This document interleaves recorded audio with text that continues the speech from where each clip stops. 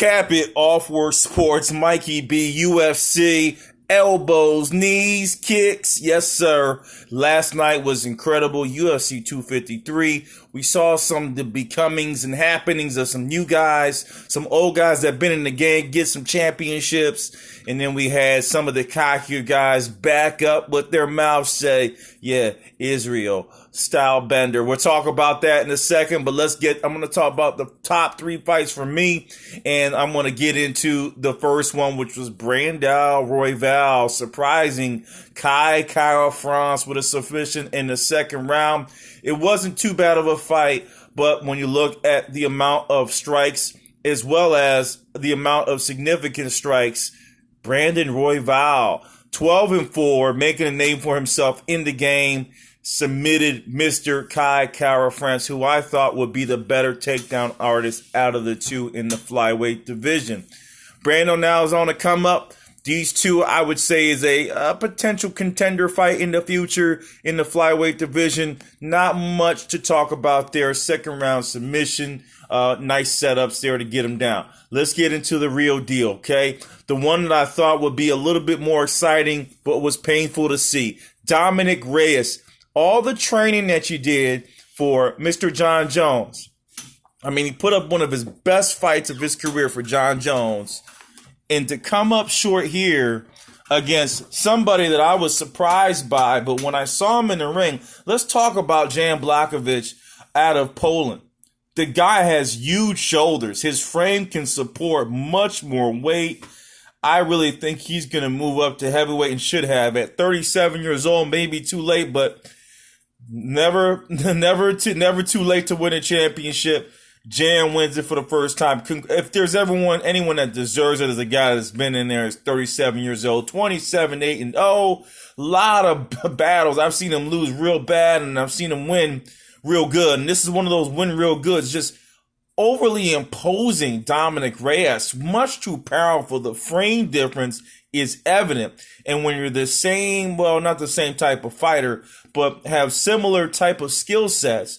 I'm not saying Jan is as flexible or as crafty as Dominic Reyes, but in this fight, it was just pit bull. Let's go head up and see what each other's got. Second round knockout. The blows knocked Mr. Reyes' nose off center. I mean, it was tremendous. I mean, look at the stats. It goes like this. If anything, I would think Mr. Blockovich would have took Reyes down. I think that's his weak point. You know, Reyes has that shotgun left, and that's what he relies on quite a bit. Has a little bit of right, too. He wasn't able to throw that, and be honest with you, Blockovich was closer to the punches. What I mean by that, Reyes was wide a lot of the time, throwing wide punches, I guess trying to get some power. Blockovich's was more to the point and was getting there quicker, therefore hitting the target. And that was the issue. The length advantage, I would have thought, should have gone to Dominic Reyes. However, just because you're taller doesn't mean you have more length. And if I looked at the tail of the tape, Reyes' reach, and as a matter of fact, maybe we go check that out. Reyes' reach is not that much longer than, or it may be the same size as Mr. Blockovich. So let's go there. Dominic Reyes' reach. I like to talk through these things as we do it real time. When I look at his reach, let's see what we got. Let's see if it pops up. 77 inches. There you go. It's right there. Blockovich, a 78-inch reach. Look at Adesanya. My God. If I talk about it, if you want to talk about an advantage, we'll get there in a second. But 78-inch reach on Jan Blockovich, that was the difference. Even though Reyes looks taller, he is not the more closer to the punch fighter. Blockovich had the inch advantage. I know it's not a lot, but it is what it is. That did make a difference. Reyes actually should have been more inside, but is so used to dominating with over his length, except in the John Jones fight. This fight proved to be very much on the opposite side. Big leg kick to the left side of, or right side of Mr. Reyes. And I mean, the welt that are left on Reyes, that there no doubt. You get hit too many times with that, it's going to be a long night. And that's what happened to Dominic. He lost tonight. Great effort, But it really puts him in a quandary. This was his opportunity to take over the UFC in that light heavyweight division, and now it's just a lot of question marks. Okay, and it's sad because he has a pretty good record, only one loss to John Jones. If he could have pulled off this win, he would have cemented himself as the next up. A lot of people thought it was questionable on the defeat of John Jones, John Jones defeating him. So now with this Blockovich win, I think it was just not coming prepared, to be honest with you. It's a guy that was all amped up for John Jones and saw this new name here, Jan, lower high, and he let his team. I think he let the world down a little bit because there could have been a new light heavyweight superstar, and right now it's a question mark. And Jan takes over. El Poland kind of looks like Stipe a little bit too, like Stipe's twin. Anyhow, let's get over to the other side in the main event. The big talkers, Israel, the style bender. I call him Big Mouth Niger, but it backs it up. He's taking over the game. He said he was. He is. Couple questionable fights, couple scary fights, right? Where you think he's going to take a loss.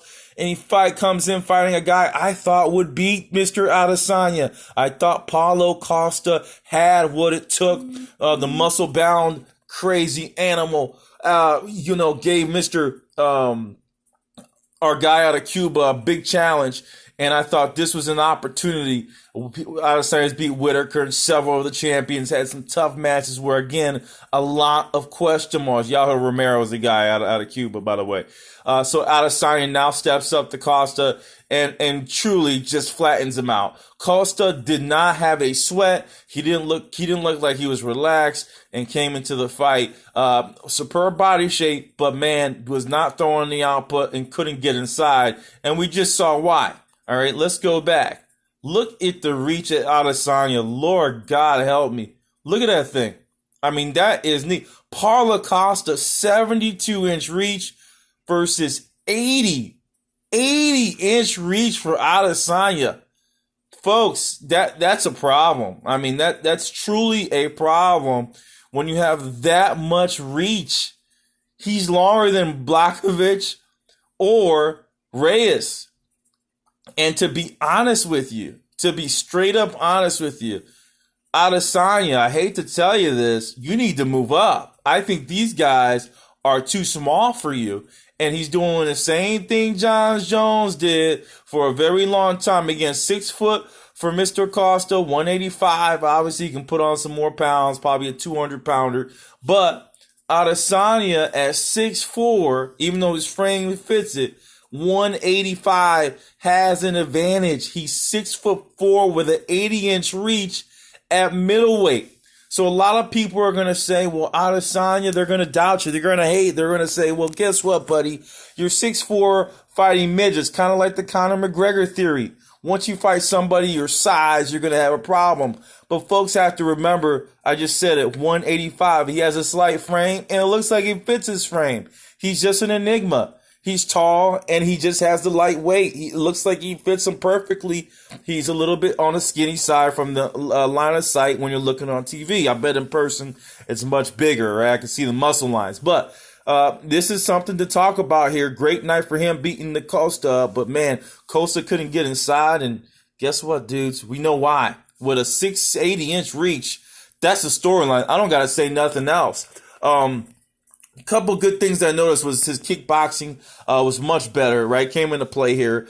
Costa did one thing something they should have done way from the beginning was start the takedowns. He got 0% of takedowns, you can see here. Significant strikes, nothing really. And then total strikes, nothing really. Wasn't throwing, right? Didn't get an opportunity to throw because of the length. 55, 84, 65% for Adesanya. Great output, great win. Where does this put him in the middleweight division? Let's go back over and look real time.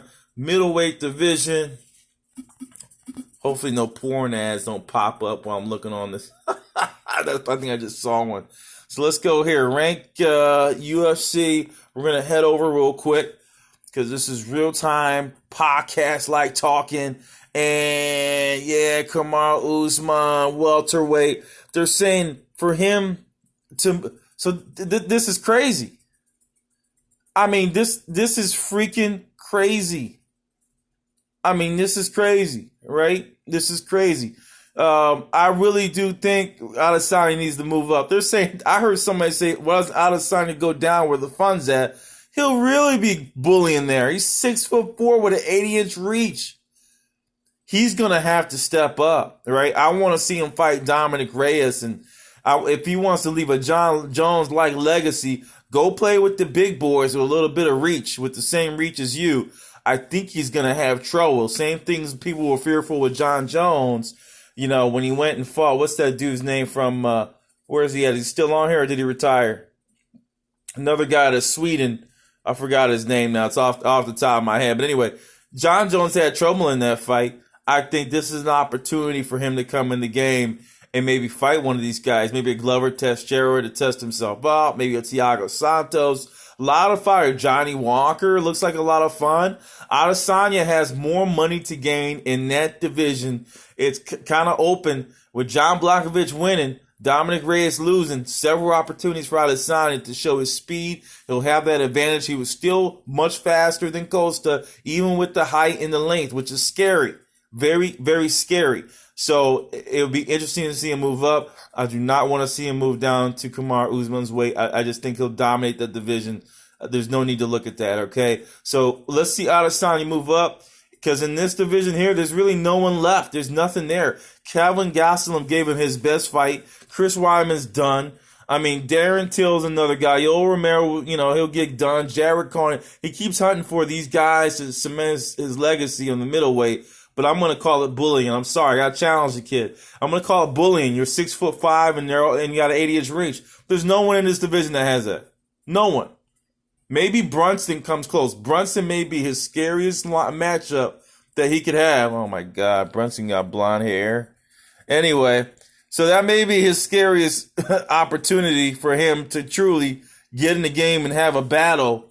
But even that, right, I think he's already beat up Brunson. So, I mean, at the end of the day, he has to move up. There's nothing left for him to do. He's cleared the division out. I wouldn't even fight Kanye. It's a waste of time. I would like to see Adesanya. Let's get him off light because the strength is different. I don't want to Anthony. Maybe I like this Johnny Walker line. I like this Johnny Walker versus Adesanya as his first fight in the light heavyweight division. Dana White, make it happen. Off Work Sports. I'm going to kick off and sign off right here, giving you the latest in sports news, the excitement. Adesanya takes it again. They line up so perfectly too, guys. I mean, seriously, they line up so freaking perfectly. This is an opportunity. This is really an opportunity for Adesanya. Get out of there as a champion and go fight some big dogs.